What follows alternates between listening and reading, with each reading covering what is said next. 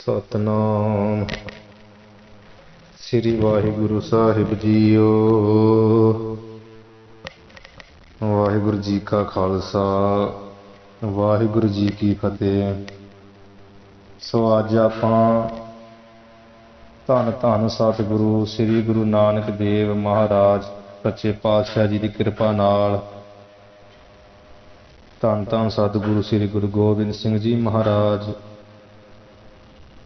दसे पातशाहियां दी आत्मक जोत। बाणी गुरु गुरु है बाणी विच बाणी अमृत सारे। गुरबाणी कह सेवक जन माने प्रतख गुरु निस्तारे।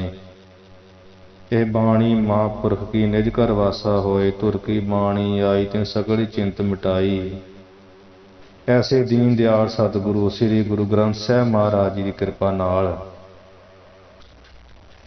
बहुत ही महान ग्रंथ वैराग शतक जो वैराग के 100 श्लोक हैं उन्होंने अज प्रारंभ कर लगे हैं गुरु सतगुरु जी का ओट आसरा लैके।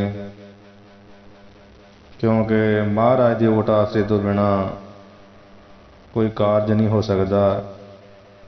जिहड़ा भी काम करना हो गुरु नूं ही आखना पैंदा है। कीता लोड़िए कम सुहर पह आखीए कारज दे सवार सतगुर सच साखी है। जो गुरु साहब दे चरनी पईए तो फिर सेवक को निगटी होए दिखावे। सो महाराज की कृपा नाल वैराग शतक ग्रंथ आपां प्रारंभ कर लगे हाँ। जिस ग्रंथ नूं संप्रदावां टकसालां निहंग सिंह जथेबंदियां और गुणी ज्ञानी सनातन मतीए जिग्यासू लोग जिहड़े परमार्थ दे कोई राही हैं वो इस ग्रंथ की विद्या पढ़ते हैं। जो कि ग्रंथ संस्कृत विच सी। पंथ के महान विद्वान पंडित हरदयाल जी ने बड़ी कृपा करके बड़ी जफर जाल के विद्या पढ़ के थां थां ते विद्या का अभ्यास करके ये वैराग शतक ग्रंथ का पंजाबी दे विच आम ब्रिज भाषा विच अनुवाद कीता सी संस्कृत तो ते पंथ नूं महान देन दित्ती पंडित हरदयाल जी ने। जो कि बहुत ही महान विद्वान विद्यावान साडे पंथ विच होए आ। ये पंडित हरदयाल जी का जीवन संक्षेप दे विच आपां विचार कीती सी सारगतावली विच। हुण आपां वैराग शतक आरंभ कर लगे हाँ। फिर आस है फिर जिग्यासा मन च इच्छा वा कि उन्हां दा आपां जीवन थोड़ा जिन्ना भी सूक्ष्म है जिवें सारगतावली च बोलिया इत्थे भी बोलिया जावे। क्योंकि वो महान विद्वान है जिन्हां दी दित्तियां दातां लैके आपां अगे विद्वान बनदे हैं। फिर पिछे पढ़िया जां अगे पढ़ना नहीं पढ़ना इहदे विच की शंका करना। सो उन्हां दी जान पछाण जरूरी आ। क्योंकि यह ग्रंथ दे कृत जिहड़ी आ वो ते जोगी राज भरथर हरि जी महाराज जी दी है जो बहुत गुरु घर दे महान सिख भी होए हैं। भाव जो कि भरथरी जी है वो पहला सब तो विद्यावान सन विद्वान। फिर वो राजे बने। राजियां विच रहिंदियां होइयां ही बड़े नीतिवान सन विद्वान भी नालों नाल। अखीरी जदों वैराग होया वा फिर वह जोगी बने गोरखनाथ दे चेले। फिर चंगी कमाई करके सिद्ध बन गए। फिर अखीरी सतगुरु नानक देव महाराज सच्चे पातशाह जी नाल उन्हां दी भेंट होई सी। भाव गोरखनाथ होनी जो 84 सिद्ध मिले आ उन्हां विच भरथरी जी भी सन। ते सतगुरु महाराज जी दे शरणी पै के पूरियां गुरां दी शरणी पै के अपना जीवन का आसरा लैके जीवन आधार बना के सतगुरु नूं ते बहुत उन्होंने कमाई कीती सी। बंदगी वैरागी तो पहले ही हो चुके सन गोपी चंद ते दोनों ही। भाव गुरु के सिख बन के फिर मुक्ति की पदवी नूं पाया सी। ਤੇ ਉਹ ਅਮਰ ਹੋਏ ਜਦੋਂ ਵੀ ਵੱਡਿਆਂ ਸਤਿਗੁਰਾਂ ਦੇ 10 ਗੁਰੂ ਸਾਹਿਬਾਨਾਂ ਦੇ ਅਵਤਾਰ ਹੁੰਦੇ ਰਹੇ ਆ। 84 ਸਿੱਧ ਆਉਂਦੇ ਰਹੇ, ਜਿਨ੍ਹਾਂ ਵਿੱਚ ਭਰਤਰੀ ਜੀ ਵੀ ਇੱਕ 84 ਸਿੱਧਾਂ 'ਚ ਆਉਂਦੇ ਆ। ਜਦੋਂ ਸਤਿਗੁਰੂ ਮਹਾਰਾਜ ਜੋਤੀ ਜੋਤ ਸਮਾਉਂਦੇ ਰਹੇ ਆ, ਉਦੋਂ ਵੀ 84 ਸਿੱਧ ਆਉਂਦੇ ਰਹੇ ਆ। ਸੋ ਅਮਰ ਪਦਵੀ ਪਾਈ ਸੀ ਭਰਤਰੀ ਜੋਗੀ ਜੀ ਨੇ। ਉਹਨਾਂ ਦਾ ਲਿਖਿਆ ਹੋਇਆ ਇਹ ਵਿਰਾਗ ਸ਼ਤਕ ਆ ਗ੍ਰੰਥ ਸੰਸਕ੍ਰਿਤ ਵਿੱਚ, ਭਾਵ ਉਹਨਾਂ ਦੀ ਕ੍ਰਿਤ ਆ। ਉਸ ਦਾ ਜਿਹੜਾ ਅਨੁਵਾਦ ਆ ਉਹ ਲੱਥਾ ਵਾ, ਉਹ ਪੰਡਿਤ ਹਰਦਿਆਲ ਜੀ ਮਹਾਰਾਜ ਜੀ ਨੇ ਕੀਤਾ, ਜੋ ਕਿ ਆਪਾਂ ਪੜ੍ਹਿਆ ਹੀ ਸੀ ਪਿੱਛੇ ਕਿ ਜੋ ਗੁਰੂ ਅਮਰਦਾਸ ਮਹਾਰਾਜ ਜੀ ਵੱਲੋਂ ਥਾਪੇ ਗਏ 22 ਪ੍ਰਚਾਰਕ ਸਨ ਗੁਰਮੁਖ। ਜਿਵੇਂ ਉਹ ਗੁਰਮੁਖ ਦਾ ਪ੍ਰਚਾਰ ਕਰਦੇ ਸੀ ਤੇ ਗੁਰੂ ਸਾਹਿਬ ਜੀ ਨੇ 22 ਪ੍ਰਚਾਰਕ 22 ਮੰਜੀਆਂ ਥਾਪੀਆਂ। ਉਹਨਾਂ ਵਿੱਚੋਂ ਬੇਣੀ ਪ੍ਰਸਾਦ ਪੰਡਿਤ ਸੀ, ਜਿਹਦਾ ਸਤਿਗੁਰੂ ਜੀ ਨੇ ਮਾਣ ਪਹਿਲਾਂ ਨਿਵਰਤ ਕੀਤਾ ਜਦੋਂ ਇਹ ਦਿਗਵਿਜੇ ਕਰਦਾ ਫਿਰਦਾ ਸੀ। ਫਿਰ ਗੁਰੂ ਕਾ ਆਨੰਦ ਭਗਤ ਸਿੱਖ ਬਣ ਗਿਆ ਤੇ ਗੁਰੂ ਸਾਹਿਬ ਜੀ ਨੇ 'ਤੇ ਕਿਰਪਾ ਕੀਤੀ।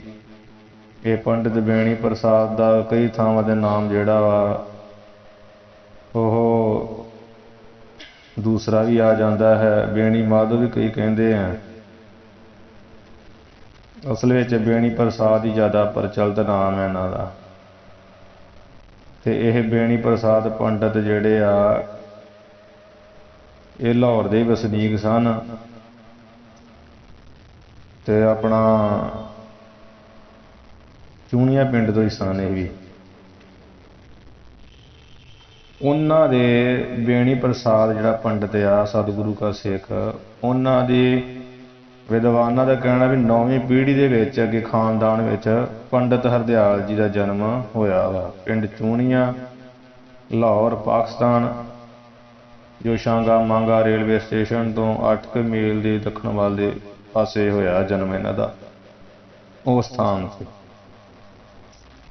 ਤੇ ਪੰਡਿਤ ਹਰਦਿਆਲ ਜੀ ਦੇ ਜਿਹੜੇ ਕੋਈ ਮਾਤਾ ਪਿਤਾ ਦੀ ਜਨਮ ਤਰੀਕਾਂ ਬਾਰੇ ਕਿਤੋਂ ਪਤਾ ਨਹੀਂ ਮਿਲਦਾ, ਨਾ ਇਹਨਾਂ ਦੇ ਮਾਤਾ ਪਿਤਾ ਬਾਰੇ ਪਤਾ ਚੱਲਦਾ ਕੁਝ। ਇੰਨਾ ਹੈ ਪਤਾ ਕਿ ਕਹਿੰਦੇ ਕਿ ਪੰਡਿਤ ਹਰਦਿਆਲ ਜੀ ਜਿਹੜੇ ਸੀ ਉਹਨਾਂ ਦੇ ਪਿਤਾ ਜੀ ਸਤਿਗੁਰੂ 10ਵੇਂ ਪਾਤਸ਼ਾਹ ਮਹਾਰਾਜ ਦੇ ਬੜੇ ਸਿੱਖ ਹੋਏ ਆ, ਬੜਾ ਸ਼ਰਧਾਲੂ ਸਨ। ਇਸ ਕਰਕੇ ਇਹਨਾਂ ਵਿੱਚ ਵੀ ਉਹੀ ਗੁਰੂ ਕੀ ਸਿੱਖੀ ਦੀ ਜਿਹੜੀ ਹੈ ਲਾਗ ਲੱਗੀ ਹੋਈ ਸੀ। ਤੇ ਪੰਡਿਤ ਜੀ ਦੇ ਜਨਮ ਦਾ ਵੀ ਕੋਈ ਬਹੁਤਾ ਜਿਹੜਾ ਸਨ ਸੰਮਤ ਆ ਉਹ ਪਤਾ ਨਹੀਂ ਲੱਗਦਾ। ਐਵੇਂ ਵਿਦਵਾਨ ਜਿਹੜੇ ਆ ਅਨੁਮਾਨ ਜਿਹਾ ਕਰਕੇ ਇਹਨਾਂ ਦਾ ਜਿਹੜੇ ਗ੍ਰੰਥ ਲਿਖੇ ਹੋਏ ਆ ਨਾ, 2 ਵਿਰਾਗ ਸ਼ਤਕ ਤੇ ਸਾਰਗਦਾਵਲੀ, ਉਹਦੇ ਸਨ ਸੰਮਤ ਤੋਂ ਅਨੁਮਾਨ ਜਿਹਾ ਕਰਕੇ ਵੀ ਇਹਨਾਂ ਦਾ ਜਨਮ ਲਗਭਗ ਘੱਟੋ ਘੱਟ ਵੀ 1765 ਈਸਵੀ ਦੇ ਲਾਗੇ ਜਾਗੇ ਹੋਇਆ ਮੰਨਿਆ ਜਾਂਦਾ ਜਾਂ ਮੰਨਿਆ ਜਾ ਸਕਦਾ। 1965 ਈਸਵੀ ਦੇ ਵਿੱਚ 1708 'ਚ ਸਤਿਗੁਰੂ ਮਹਾਰਾਜ ਜੋਤੀ ਜੋਤ ਸਮਾਏ ਆ ਤੇ ਇਹਨਾਂ ਦਾ 1765, ਭਾਵ 57 ਸਾਲ ਬਾਅਦ ਲਾ ਲਓ ਜਨਮ ਹੋਇਆ, ਕਿਉਂਕਿ 65 55 ਹੋ ਗਏ ਤੇ ਦੋ ਉੱਤੇ ਸਾਲ ਹੋ ਗਏ, ਕਿੰਨੇ ਹੋ ਗਏ 57 ਤੇ 1708 'ਚ ਮਹਾਰਾਜ ਸੱਚੇ ਪਾਤਸ਼ਾਹ ਜੋਤੀ ਜੋਤ ਸਮਾਏ। ਮਤਲਬ 57 ਸਾਲ ਬਾਅਦ ਇਹਨਾਂ ਦਾ ਕਹਿੰਦੇ ਜਨਮ ਹੋਇਆ ਮੰਨਿਆ ਜਾਂਦਾ। ਇਹਨਾਂ ਦੇ ਪਿਤਾ ਕਿਤੇ ਛੋਟੇ ਹੁੰਦੇ ਕਿਤੇ ਸਤਿਗੁਰੂ ਮਹਾਰਾਜ ਦੇ ਪਾਸ ਕਿਤੇ ਨੇੜੇ ਤੇੜੇ ਰਹੇ ਆ ਸਿੱਖ ਬਣ ਕੇ। ਤੇ ਪੰਡਿਤ ਜੀ ਜਿਹੜੇ ਆ ਇੱਕ ਮਹਾਨ ਵਿਦਵਾਨ, ਉੱਤਮ ਭਗਤਾ, ਉੱਚ ਕੋਟੀ ਦੇ ਕਵੀ ਵੀ ਸਨ। ਤੇ ਜਿੱਥੇ ਆਪ ਇੰਨੇ ਮਹਾਨ ਕਵੀ, ਉੱਥੇ ਪੂਰੇ ਵਿਹੰਗਮ ਸਾਧੂ। ਆਪਣੀ ਸਾਰੀ ਜ਼ਿੰਦਗੀ ਇਹਨਾਂ ਨੇ ਇਸ ਤਰ੍ਹਾਂ ਜੀਵਨ ਜਿਹੜਾ ਗੁਜ਼ਾਰਿਆ, ਵਿਹੰਗਮ ਰਹਿ ਕੇ, ਸਾਧੂ ਬਣ ਕੇ ਨਾ, ਕਦੀ ਕਾਂਸੀ, ਕਦੀ ਬਨਾਰਸ, ਕਦੀ ਹਰਿਦੁਆਰ, ਜਿਹੜੇ ਵਿਦਿਆ ਦੇ ਕੇਂਦਰ ਮਹਾਨ, ਜਿੱਥੇ ਬਹੁਤ ਵਿਦਿਆ ਪੜ੍ਹਾਈ ਜਾਂਦੀ ਆ, ਉੱਥੋਂ ਮਹਾਨ ਇਹਨਾਂ ਵਿਦਿਆ ਸਿੱਖੀ ਸੀ। ਫਿਰ ਉਸ ਵਿਦਿਆ ਨੂੰ ਪੜ੍ਹ ਕੇ ਇਹਨੇ ਵੀ ਪੜ੍ਹ ਕੇ ਹੰਕਾਰ ਕਰ ਲਿਆ, ਉਹਨੂੰ ਪੂਰਾ ਵਾਚਿਆ, ਉਹਨਾਂ ਗ੍ਰੰਥਾਂ ਨੂੰ ਨਿਚੋੜ, ਉਹਨਾਂ ਗ੍ਰੰਥਾਂ ਦੇ ਸਿਧਾਂਤ ਨੂੰ ਜਾਣਿਆ, ਸਾਰੇ ਗ੍ਰੰਥਾਂ ਨੂੰ ਪੜ੍ਹ ਕੇ। ਤੇ ਸੰਸਕ੍ਰਿਤ ਵਿੱਚ ਲਿਖੇ ਕਈ ਗ੍ਰੰਥ ਸਨ, ਸਾਰੇ ਸੰਸਕ੍ਰਿਤ ਵਿੱਚ ਹੀ ਤਕਰੀਬਨ ਸੀ। ਉਹਨਾਂ ਵਿੱਚੋਂ ਜਿਹੜੇ 2 ਗ੍ਰੰਥ, ਇੱਕ ਸਾਰਗਦਾਵਲੀ ਤੇ ਵਿਰਾਗ ਸ਼ਤਕ ਸੀ, ਉਹਦਾ ਇਹਨਾਂ ਨੇ ਪੰਜਾਬੀ ਵਿੱਚ ਅਨੁਵਾਦ ਕਰਕੇ ਪੰਜਾਬ ਦੇ ਵਿਦਿਆ ਜਿਹੜੇ ਪ੍ਰੇਮੀ ਆ, ਵਿਦਿਆ ਪੜ੍ਹਨ ਵਾਲੇ ਆ, ਉਹਨਾਂ ਪਰ ਮਹਾਨ ਉਪਕਾਰ ਕੀਤਾ ਤਾਂ ਜੋ ਪੰਜਾਬ ਵਿੱਚ ਵੀ ਗੁਰੂ ਕੇ ਸਿੱਖ ਭਗਤ ਦੇ ਗ੍ਰੰਥ ਪੜ੍ਹ ਕੇ ਲਾਹਾ ਲੈ ਸਕਣ। ਪੰਡਿਤ ਲੋਕ ਉਂਗਲਾਂ ਕਰਕੇ ਇਹ ਨਾ ਆਖਣ ਵੀ ਅਸੀਂ ਹਰਾ ਦੇਣੇ, ਇਹਨਾਂ ਨੂੰ ਆਉਂਦਾ ਕੱਖ ਨਹੀਂ। ਵੀ ਇਹ ਵੀ ਵਿਦਿਆ ਪੜ੍ਹਨ, ਗੁਰੂ ਕੇ ਸਿੱਖ ਵੀ ਮਹਾਨ। ਸਤਿਗੁਰੂ ਮਹਾਰਾਜ ਜੀ ਨੇ ਬੜਾ ਉਪਕਾਰ ਕੀਤਾ ਸੀ। ਪਰ 9 ਮਣ ਦਾ ਸਾਡਾ ਗ੍ਰੰਥ ਸੀ ਵਿਦਿਆ ਸਾਗਰ, ਉਹ ਵੀ ਸਰਸਾ ਨਦੀ ਦੇ ਭੇਟ ਹੋ ਗਿਆ ਸੀ ਜਦੋਂ ਜੰਗ ਹੋਇਆ। ਫਿਰ ਗੁਰੂ ਕੇ ਸਿੱਖਾਂ ਪੰਡਿਤ ਗੁਲਾਬ ਸਿੰਘ ਜੀ ਹੋਣਾ ਨੇ, ਪੰਡਿਤ ਹਰਦਿਆਲ ਜੀ, ਹੋਰ ਗੁਰੂ ਕੇ ਸਿੱਖਾਂ ਨੇ ਬੜੇ ਉਪਕਾਰ ਕੀਤੇ ਸਨ। ਉਹਨਾਂ ਵਿੱਚੋਂ ਹੀ ਇਹ ਪੰਡਿਤ ਹਰਦਿਆਲ ਜੀ ਹੋਏ ਉਪਕਾਰੀ। ਫਿਰ ਇਹਨਾਂ ਨੇ ਜਿਹੜਾ ਵਿਰਾਗ ਸ਼ਤਕ ਲਿਖਿਆ ਉਹ ਆਪਣੇ ਨਗਰ ਵਿੱਚ ਸ਼ੁਰੂ ਕੀਤਾ ਸੀ, ਜਿਹਦਾ ਆਪਾਂ ਆਰੰਭ ਕੀਤਾ ਹੁਣ ਜਿਸ ਨੂੰ, ਅਤੇ ਉਹਦੀ ਸਮਾਪਤੀ ਸ੍ਰੀ ਅੰਮ੍ਰਿਤਸਰ ਵਿੱਚ ਆ ਕੇ ਕੀਤੀ। ਵਿਰਾਗ ਸ਼ਤਕ ਵਿੱਚ ਸੋਰਠਾ ਅੱਗੇ ਆਏਗਾ ਜਾ ਕੇ, ਭਰਤ ਸ਼ਤਕ ਵੈਰਾਗ ਪ੍ਰਾਰੰਭਿਓ ਚੂਹਣੀ ਪੁਰੇ, ਸਮੰਗ ਪਵਿੱਤਰ ਪਰਿਆਗ ਸੁਦਾ ਸਰੇ ਇੱਕ ਸ੍ਰੀ ਪਇਓ। ਭਰਤਕ ਭਾਵ ਭਾਸਰੀ ਜੋਗੀ ਜੀ ਦਾ ਜਿਹੜਾ ਸ਼ਤਕ ਵਿਰਾਗ ਸ਼ਤਕ ਗ੍ਰੰਥ ਆ, ਕਹਿੰਦੇ ਪ੍ਰਾਰੰਭਿਆ ਸੀ ਚੂਹਣੀਪੁਰੇ, ਭਾਵ ਆਪਣੇ ਨਗਰ ਹੀ ਸ਼ੁਰੂ ਕੀਤਾ ਸੀ। ਸਮੰਗ ਪਵਿੱਤਰ ਪਰਿਆਗ ਸੁਦਾ ਸਰੇ, ਪ੍ਰਯਾਗਰਾਜ ਦੇ ਸਮਾਨ ਪਵਿੱਤਰ, ਸੁਦਾ ਸਰੇ ਕਹੀਏ ਅੰਮ੍ਰਿਤਸਰ, ਸੁਦਾ ਨਾਮ ਅੰਮ੍ਰਿਤ ਦਾ, ਸਰੇ ਨਾਮ ਸਰੋਵਰ ਦਾ। ਅੰਮ੍ਰਿਤ ਦਾ ਸਰੋਵਰ ਭਾਵ ਅੰਮ੍ਰਿਤਸਰ, ਜੋ ਪ੍ਰਯਾਗਰਾਜ ਦੇ ਵਾਂਗ ਪਵਿੱਤਰ ਆ, ਪਰ ਪ੍ਰਯਾਗਰਾਜ ਤੋਂ ਹੀ ਉੱਪਰ ਸਤਿਗੁਰੂ ਜੀ ਦਾ ਅੰਮ੍ਰਿਤਸਰ। ਅੰਮ੍ਰਿਤਸਰ ਸਿਫਤੀ ਦਾ ਘਰ, ਇਹ ਜਿੱਠੇ ਸਭੇ ਥਾਵ ਨਹੀਂ ਤੁਧ ਜਿਹੇ ਆ। ਉਸ ਅੰਮ੍ਰਿਤਸਰ ਵਿਖੇ ਇਹ ਸ੍ਰੀ ਭਇਓ, ਉੱਥੇ ਕਹਿੰਦੇ ਸ਼੍ਰੋਮਣੀ ਗ੍ਰੰਥ ਜਿਹੜਾ ਸਮਾਪਤ ਹੋਇਆ ਸੀ, ਸਮਾਪਤ ਹੋਇਆ ਸੀ। ਇਹ ਤੇ ਆਪਾਂ ਸਮਝ ਲਿਆ ਵਾ ਵੀ ਆਰੰਭ ਕਿੱਥੇ ਕੀਤਾ ਤੇ ਸਮਾਪਤ ਕਿੱਥੇ ਕੀਤਾ, ਤੇ ਉਹਦੀ ਸੰਮਤ ਵੀ ਉਹਨਾਂ ਨੇ ਲਿਖੀ ਹੋਈ ਆ। ਉਹ ਵੀ ਆਪਣੇ ਵਿਰਾਗ ਸ਼ਤਕ ਦੇ ਸਮਾਪਤੀ ਦੇ ਵਿੱਚ ਆ ਹੀ ਜਾਏਗੀ। 13ਵੇਂ ਅਧਿਆਏ ਦੀ ਸਮਾਪਤੀ ਦੇ ਅਖੀਰਲਾ ਹੀ ਸ਼ਾਇਦ ਸ਼ਲੋਕ ਆਏਗਾ। ਉਹ ਦੋਹਰਾ ਨਾ ਉਚਾਰਿਆ ਹੋਵੇ, ਸਾਸ ਵਾਸ ਵਾਸ ਰਸ ਸਸਵਤੀ ਦਰਸਾਸੂ ਕੇ ਮਾਹੇ, ਸੰਪੂਰਨ ਸੰਪੂਰਣੰ ਭਇਓ ਗ੍ਰੰਥ ਸ਼ੁਭ ਆਏ। ਸਾਸ ਨਾਮ ਹੁੰਦਾ ਚੰਦਰਮਾ ਦਾ, ਚੰਦਰਮਾ ਇੱਕ ਹੁੰਦਾ। ਵਾਸ ਨਾਮ ਵਾਸ ਹੁੰਦੇ 8 ਹੁੰਦੇ, ਤੇ ਵਾਸ ਵਾਸ 2 ਵਾਰ ਲਿਖਿਆ, ਭਾਵ 1808। ਤੇ ਰਸ ਨਾਮ ਹੁੰਦਾ 6 ਦਾ, 6 ਰਸ ਹੈ ਨਾ, ਮਤਲਬ 1886। ਵਸ ਵਸ 8 ਸਾਸ 1 ਰਸ 6, 1886 ਮਤਲਬ ਸੰਮਤ। ਹਾਂਜੀ, ਸਸਵਤੀ ਤੇ ਚੰਦਰਮਾ ਦੀ ਜਿਹੜੀ ਆ, ਚੰਦਰਮਾ ਦੀ ਸੋਮਾਵਤੀ ਜਿਹੜਾ ਦਿਨ, ਸਸਵਤੀ ਭਾਵ ਮੱਸਿਆ, ਸੋਮਾਵਤੀ ਅਮੱਸਿਆ, ਦਰਸਾਸੂ ਕੇ ਮਾਹੇ, ਦਰਸਾਸੂ ਭਾਵ ਆਸੂ ਦੇ ਮਹੀਨੇ ਵਿੱਚ, ਸੰਪੂਰਨ ਸੰਪੂਰਨ ਭਾਇਓ, ਕਹਿੰਦੇ ਸੰਪੂਰਨ ਹੋਇਆ ਸੀ ਗ੍ਰੰਥ ਸ਼ੋਭਾ ਹੈ, ਜੋ ਚੰਗਾ ਗ੍ਰੰਥ ਆ। ਮਤਲਬ ਇਹਨਾਂ ਦੇ ਕਹਿਣ ਦਾ ਵੀ 1886 ਸੰਮਤ ਵਿੱਚ ਵਿਰਾਗ ਸ਼ਤਕ ਜਿਹੜਾ ਸਮਾਪਤ ਕੀਤਾ। ਕਿ ਤੁਸੀਂ ਆਪੇ ਹਿਸਾਬ ਲਓ, 1886 ਸੰਮਤ ਆ, ਵਿੱਚੋਂ 57 ਸਾਲ ਕੱਢ ਦਿਓ ਕਿਉਂਕਿ ਵਿਕਰਮ ਸੰਮਤ ਆ ਇਹ। ਤੇ 1829 ਈਸਵੀ ਦੇ ਵਿੱਚ ਵਿਰਾਗ ਸ਼ਤਕ ਉਹਨਾਂ ਗ੍ਰੰਥ ਲਿਖਿਆ, ਭਾਵ ਸਾਰਗਤਾਵਲੀ ਤੋਂ ਪਹਿਲਾਂ ਵਿਰਾਗ ਸ਼ਤਕ ਲਿਖਿਆ। ਸਾਰਗਤਾਵਲੀ ਉਹਨਾਂ ਨੇ ਬਾਅਦ ਵਿੱਚ ਲਿਖੀ। 1765 ਜਿਹਨਾਂ ਦਾ ਜਨਮ ਹੋਇਆ, ਤੇ 65 ਤੇ ਜਿਹੜੇ 35 ਸਾਲ ਹੋ ਗਏ ਤੇ 29 ਸਾਲ ਹੋ ਗਏ। 35 ਤੇ 29, 35 ਮਤਲਬ 30, 35 ਦੇ 30 ਹੋ ਗਏ 65 ਜੀ, 1 ਸਾਲ ਘਟਾ ਲਓ 64, ਮਤਲਬ 64 ਸਾਲਾਂ ਦੇ ਬਾਅਦ ਉਹਨਾਂ ਨੇ ਵਿਰਾਗ ਸ਼ਤਕ ਗ੍ਰੰਥ ਲਿਖਿਆ ਸੀ। ਬਹੁਤ ਮਿਹਨਤ ਮਸ਼ੱਕਤ ਕਰਕੇ। ਹੋ ਸਕਦਾ ਹੋਰ ਵੀ ਗ੍ਰੰਥ ਲਿਖੇ ਹੋਣ, ਪੰਥ ਵਿੱਚ ਇਹ 2 ਗ੍ਰੰਥ ਮਿਲਦੇ। ਤੇ ਸਾਰਗਤਾਵਲੀ ਜਿਹੜਾ ਇਹਨਾਂ ਗ੍ਰੰਥ ਵੀ ਲਿਖਿਆ ਪੰਡਿਤ ਹਰਦਿਆਲ ਜੀ ਨੇ, ਇਹ ਵੀ ਆਪਣੇ ਪਿੰਡ ਹੀ ਸ਼ੁਰੂ ਕੀਤਾ ਸੀ, ਪਰ ਲਾਹੌਰ 'ਚ ਆ ਕੇ ਇਹਨੂੰ ਸਮਾਪਤ ਕੀਤਾ।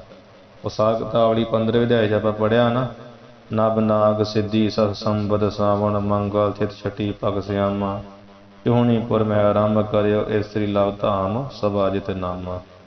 ਚੂਹਣੀਪੁਰ ਵਿੱਚ ਆਰੰਭ ਕੀਤਾ ਸੀ।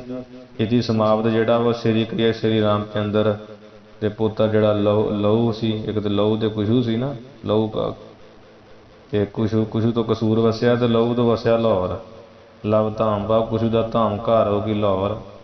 ਤੇ ਸਭਾ ਨੂੰ ਜਿੱਤਣ ਵਾਲਾ ਸਰਬਤਾਵਲੀ ਜਿਹੜਾ ਗ੍ਰੰਥ ਨਾਮੇ ਇਤੀ ਸਮਾਪਤ ਹੋਇਆ ਸੀ। ਲਵ ਧਾਮ ਭਾਵ ਲਹੂ ਦੇ ਘਰ ਲਾਹੌਰ ਵਿੱਚ।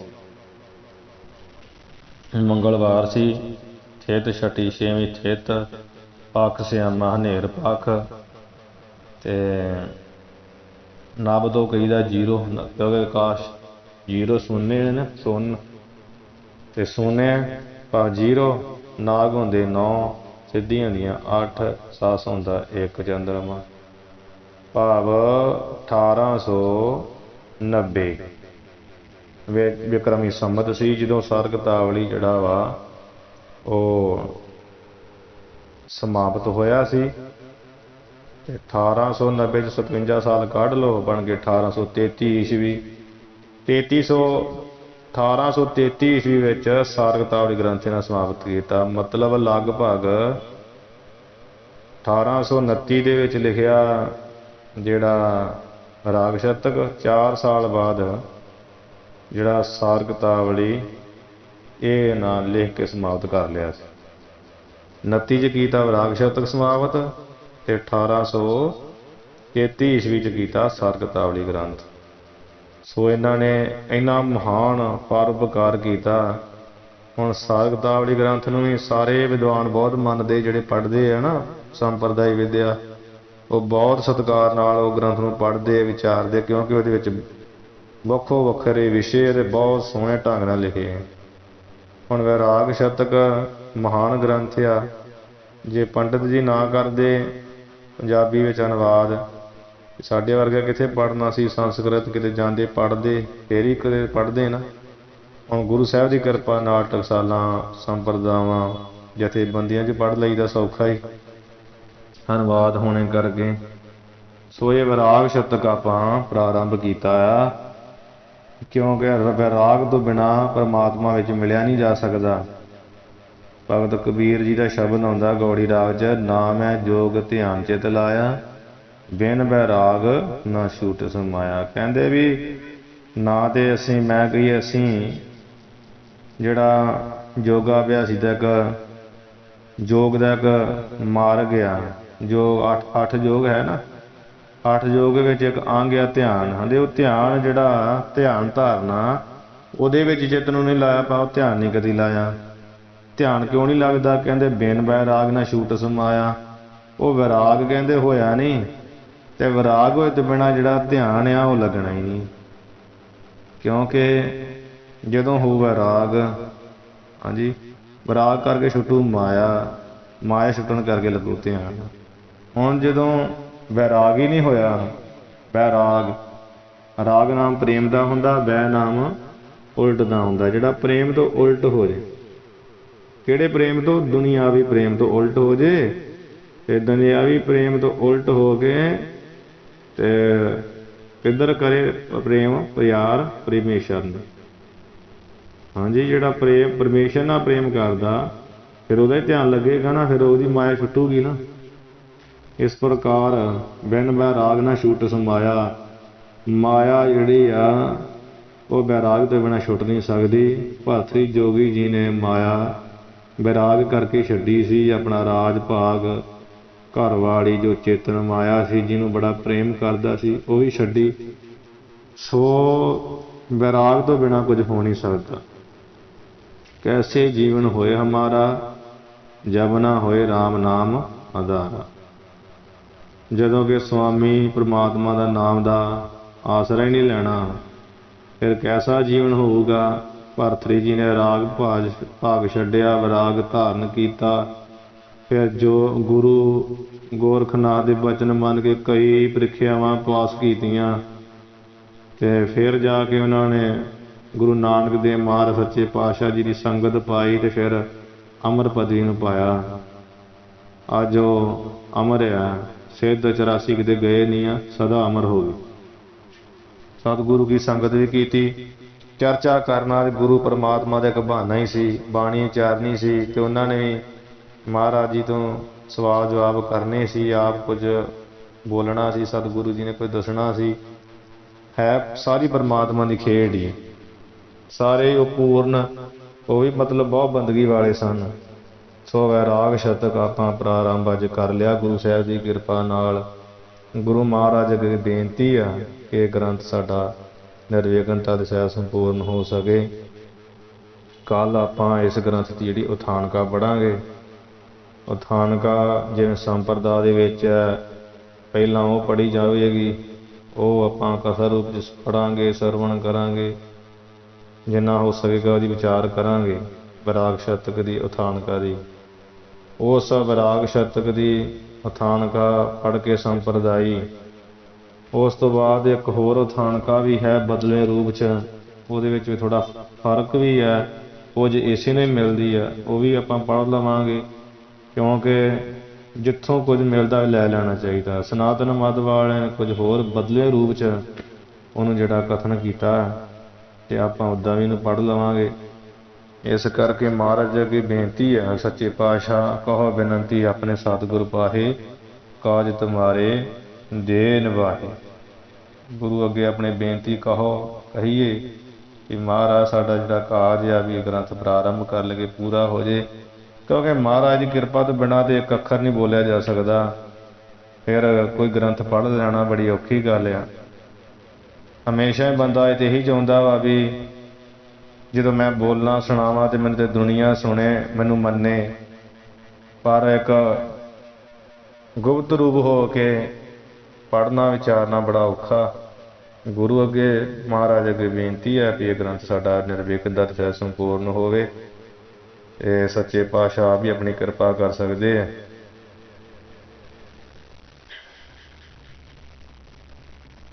ਅੱਜ ਆਪਾਂ ਜਿਹੜਾ ਵਾ ਪੰਡਿਤ ਹਰਦਿਆਲ ਜੀ, ਕਿਉਂਕਿ ਜਿਨ੍ਹਾਂ ਨੇ ਅਨੁਵਾਦ ਕਰਕੇ ਇਹ ਗ੍ਰੰਥ ਛਾਪਿਆ ਲਿਖਿਆ ਹੈ, ਆਪਾਂ ਉਹਨਾਂ ਦੇ ਜੀਵਨ ਬਾਰੇ ਥੋੜ੍ਹਾ ਜਿਹਾ ਪੜ੍ਹਿਆ ਜਿੰਨਾ ਕੁ ਪਤਾ ਹੈ। ਚਲੋ ਬਹੁਤਾ ਨਹੀਂ ਉਹਨਾਂ ਦੇ ਜਨਮ ਦਿਨ ਦਾ ਪਤਾ, ਉਹਨਾਂ ਦਾ ਜਨਮ ਕਿੱਥੇ ਹੋਇਆ, ਉਹਨਾਂ ਨੇ ਕਿੱਥੇ ਵਿੱਦਿਆ ਪੜ੍ਹੀ, ਕਿਵੇਂ ਦਾ ਉਹ ਰਹੇ ਸਨ ਜੀਵਨ ਵਿੱਚ, ਫਿਰ ਉਹਨਾਂ ਨੇ ਕਿਹੜਾ ਗ੍ਰੰਥ ਕਿੱਥੇ ਆਰੰਭ ਕੀਤਾ, ਕਿੱਥੇ ਸਮਾਪਤ ਕੀਤਾ, ਕਿਹੜੀ ਸੰਮਤ ਸਮਾਪਤ ਕੀਤਾ, ਕਿੰਨੇ ਉਹਨਾਂ ਨੇ ਗ੍ਰੰਥ ਜਿਹੜੇ ਲਿਖੇ ਆ ਜੋ ਪੰਥ ਵਿੱਚ ਸਾਨੂੰ ਮਿਲਦੇ ਆ, ਉਹ ਆਪਾਂ ਅੱਜ ਵਿਚਾਰ ਕੀਤੀ ਹੈ। ਉਹਨਾਂ ਦਾ ਉਪਕਾਰ ਆਪਾਂ ਜਿਹੜਾ ਜਾਣ ਕੇ, ਭਾਵੇਂ ਕਿ ਸਾਰਗ ਤਾਲੀ ਵਿੱਚ ਵੀ ਇਹ ਬੋਲ ਚੁੱਕੇ ਸਾਂ, ਦੁਬਾਰਾ ਫਿਰ ਹੀ ਬੋਲਿਆ। ਕਿਉਂਕਿ ਜਦੋਂ ਉਹਨਾਂ ਨੇ ਕੋਈ ਕਸਰ ਨਹੀਂ ਛੱਡੀ, ਉਹਨਾਂ ਨੇ ਗ੍ਰੰਥ ਲਿਖਿਆ ਦੁਬਾਰਾ। ਸਾਰਗ ਤਾਲੀ ਵੀ ਲਿਖੀ, ਵੈਰਾਗ ਸ਼ਤਕ ਵੀ ਲਿਖਿਆ। ਜਦੋਂ ਉਹਨਾਂ ਨੇ ਪੰਥ ਬਾਰੇ ਦੋ ਗ੍ਰੰਥ ਲਿਖੇ ਆ, ਅਤੇ ਆਪਾਂ ਉਹਨਾਂ ਦੇ ਜੀਵਨ ਬਾਰੇ 2 ਵਾਰੀ ਆਪਾਂ ਕਿਉਂ ਨਹੀਂ ਦੁਹਰਾ ਸਕਦੇ ਹਾਂ। ਸੋ ਆਪਾਂ ਅੱਜ ਪੰਡਿਤ ਜੀ ਬਾਰੇ ਥੋੜ੍ਹਾ ਪੜ੍ਹ ਲਿਆ, ਉਹਨਾਂ ਦੇ ਜੀਵਨ ਅਤੇ ਗ੍ਰੰਥ ਦਾ ਥੋੜ੍ਹਾ ਪਰਿਚੈ ਦਿੱਤਾ ਵਾ ਵੀ ਇਹ ਕਿਹਨਾਂ ਦੀ ਕਿਰਤ ਆ, ਕਿਹਨਾਂ ਦਾ ਲਿਖਿਆ ਹੋਇਆ, ਕਿਸ ਭਾਸ਼ਾ ਵਿੱਚ ਸੀ, ਕਿਸ ਵਿੱਚ ਕੀਤਾ ਗਿਆ ਹੈ, ਅਤੇ ਇਹਦਾ ਕਾਰਨ ਕੀ ਸੀ, ਕਿਉਂ ਇਹ ਗ੍ਰੰਥ ਜਿਹੜਾ ਲਿਖਿਆ ਗਿਆ ਹੈ। ਭਰਤਰੀ ਜੀ ਨੂੰ ਜਿਹੜਾ ਵੈਰਾਗ ਹੋਇਆ ਸੀ, ਕਿਸ ਤੋਂ ਵੈਰਾਗ ਹੋਇਆ ਸੀ, ਕਿਹਨਾਂ ਕਾਰਨਾਂ ਕਰਕੇ ਉਹਨਾਂ ਨੇ ਆਪਣਾ ਰਾਜ ਭਾਗ ਛੱਡਿਆ, ਉਹ ਥੋੜ੍ਹਾ ਅੱਜ ਆਪਾਂ ਪੜ੍ਹਿਆ। ਕੱਲ੍ਹ ਉਥਾਨਕ ਗ੍ਰੰਥ ਦੀ ਪੜ੍ਹਾਂਗੇ ਵੀ ਗ੍ਰੰਥ ਨੂੰ ਲਿਖਣ ਦਾ ਕਾਰਨ ਕੀ ਸੀ ਭਰਤਰੀ ਜੀ ਦਾ। ਉਹਨਾਂ ਨੇ ਹੋਰ ਵੀ ਗ੍ਰੰਥ ਲਿਖੇ ਸੀ, ਪਰ ਉਹਨਾਂ ਨੇ ਇਹ ਗ੍ਰੰਥ ਕਿਉਂ ਲਿਖਿਆ ਅਤੇ ਕਿਉਂ ਰਾਜ ਭਾਗ ਛੱਡਿਆ, ਕਿਵੇਂ ਦੇ ਕਿਵੇਂ ਉਹਨਾਂ ਅੰਮ੍ਰਿਤ ਪਦਵੀ ਪਾਈ, ਉਹ ਆਪਾਂ ਜਿਹੜਾ ਕੱਲ੍ਹ ਉਥਾਨਕ ਵਿੱਚ ਗ੍ਰੰਥ ਦੀ ਪੜ੍ਹਾਂਗੇ। ਗੁਰੂ ਸਾਹਿਬ ਦੀ ਕਿਰਪਾ ਨਾਲ ਸਤਿਗੁਰੂ ਮਹਾਰਾਜ ਕਿਰਪਾ ਕਰਨ ਜੀ, ਭੁੱਲਾਂ ਚੁੱਕਾਂ ਦੀ ਖਿਮਾ ਕਰਨੀ। ਸਤਿਗੁਰੂ ਮਹਾਰਾਜ ਆਪਣੇ ਚਰਨਾਂ ਨਾਲ ਜੋੜੀ ਰੱਖਣ। ਇਹ ਵੈਰਾਗ ਦੀ ਦਾਤ ਬਹੁਤ ਵੱਡੀ ਆ, ਕਿਉਂਕਿ ਜਿਹੜਾ ਵੈਰਾਗ ਆ, ਜਦੋਂ ਵੇਦਾਂਤ ਦੇ ਗ੍ਰੰਥ ਪੜ੍ਹੇ ਜਾਂਦੇ ਆ, ਉੱਥੇ 4 ਸਾਧਨ ਦੱਸੇ ਜਾਂਦੇ, ਵਿਵੇਕ, ਵੈਰਾਗ ਅਤੇ ਇਸੇ ਤਰ੍ਹਾਂ ਮੁਮੁਕਸ਼ਤਾ, ਖੜ ਸੰਪਤੀ, ਇਹ 4 ਸਾਧਨ ਹੈ। ਸਭ ਤੋਂ ਪਹਿਲਾਂ ਵਿਵੇਕ, ਫਿਰ ਵੈਰਾਗ ਆਉਂਦਾ, ਜਾਂ ਕਈ ਥਾਵਾਂ 'ਤੇ ਵੈਰਾਗ ਦੇ ਵਿਵੇਕ ਆਉਂਦਾ। ਵੈਰਾਗ ਦੇ ਹੋਊ ਅਤੇ ਵਿਵੇਕ ਗਿਆਨ ਹੋਊ। ਇਸ ਕਰਕੇ ਇਹ 4 ਸਾਧਨਾਂ ਵਿੱਚੋਂ ਸਨਾਤਨ ਮਤ ਵਿੱਚ ਵੀ ਮਹਾਨ ਸਾਧਨ ਵੈਰਾਗ ਹੈ। ਅਤੇ ਵੈਰਾਗ ਜਿਹਦੀ ਜ਼ਿੰਦਗੀ 'ਚ ਨਹੀਂ ਆ, ਉਹ ਕਦੀ ਪਰਮਾਤਮਾ ਨਾਲ ਜੋੜ ਹੀ ਨਹੀਂ ਸਕਦਾ। ਅੱਜ ਤੱਕ ਜਿਹੜਾ ਵੀ ਜੁੜਿਆ, ਉਹਨੂੰ ਕੋਈ ਨਾ ਕੋਈ ਠੋਕਰ ਲੱਗੀ ਆ ਅਤੇ ਤਾਂ ਹੀ ਜੁੜਿਆ। ਜਿਹੜਾ ਖੁਸ਼ੀਆਂ ਮਾਣਦਾ ਉਹ ਤਾਂ ਰੱਬ ਨੂੰ ਵੈਸੇ ਭੁੱਲਿਆ ਰਹਿੰਦਾ। ਤਾਂ ਹੀ ਸਤਿਗੁਰੂ ਨੇ ਕਿਹਾ ਦੁੱਖ ਦਾਰੂ ਸੁੱਖ ਰੋਗ ਭਇਆ। ਸੁੱਖ ਤੇ ਰੋਗ ਆ, ਦੁੱਖ ਦਾਰੂ। ਜਦੋਂ ਦੁੱਖ ਆਉਂਦਾ ਉਦੋਂ ਬੰਦਾ ਵੈਰਾਗੀ ਹੁੰਦਾ ਵੀ ਪਰਮਾਤਮਾ ਕੁਝ ਹੈ, ਪਰਮਾਤਮਾ ਮੇਰਾ ਆਸਰਾ ਬਣ ਸਕਦਾ, ਫਿਰ ਉਹ ਬੰਦਗੀ ਕਰਦਾ। ਚਾਰ ਸਾਧਨਾਂ ਵਿੱਚ ਮਹਾਨ ਸਾਧਨ ਵੈਰਾਗ ਦਾ। ਤੇ ਸਤਿਗੁਰੂ ਗੁਰੂ ਮਹਾਰਾਜ ਸੱਚੇ ਪਾਤਸ਼ਾਹ ਨਵੇਂ ਪਾਤਸ਼ਾਹ ਜੀ ਦੇ ਸਾਰੇ ਸ਼ਲੋਕ ਹੀ ਵੈਰਾਗੀ ਹੈ।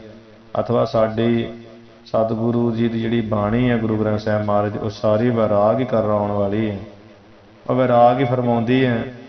ਗ੍ਰੰਥ ਫਿਰ ਵੀ ਚਲੋ ਪੜ੍ਹਿਆ ਜਾਂਦਾ। ਸੰਪਰਦਾਇ ਨਿਯਮ ਹੈ, ਸੰਪਰਦਾਇ ਮਹਾਂਪੁਰਸ਼ ਸੰਤ ਗੁਰਬਚਨ ਸਿੰਘ ਜੀ ਖਾਲਸਾ ਪਿੰਡਾਂ ਵਾਲੇ, ਸੰਤ ਗਿਆਨੀ ਸੁੰਦਰ ਸਿੰਘ ਜੀ ਖਾਲਸਾ ਪਿੰਡਾਂ ਵਾਲੇ, ਸੰਤ ਗਿਆਨੀ ਬਿਸ਼ਨ ਸਿੰਘ ਜੀ ਮੁਰਾਲੇ ਵਾਲੇ, ਟਕਸਾਲਾਂ ਦੇ ਮਹਾਂਪੁਰਸ਼।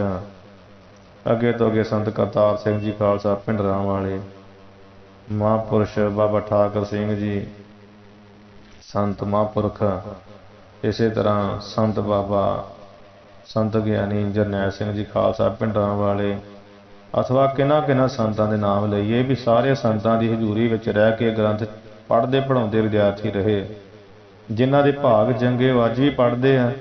ਬਹੁਤਾ ਜਿਹੜਾ ਲਾਣਾ ਉਹ ਤੇ ਹੁਣ ਮੁਨਕਰ ਹੋ ਗਿਆ, ਕਹਿੰਦੇ ਕੋਈ ਲੋੜ ਨਹੀਂ ਪੜ੍ਹਦੀ, ਸਿੱਧਾ ਗੁਰਬਾਣੀ ਪੜ੍ਹੋ। ਪਰ ਇਹਨਾਂ ਨਹੀਂ ਪਤਾ ਵੀ ਜਦੋਂ ਜਿੰਨਾ ਚਿਰ ਊੜਾ ਐੜਾ ਨਾ ਆਉਂਦਾ ਹੋਵੇ ਉਹਨਾਂ ਚਿਰ ਆਪਾਂ ਪੰਜਾਬੀ ਨਹੀਂ ਪੜ੍ਹ ਸਕਦੇ।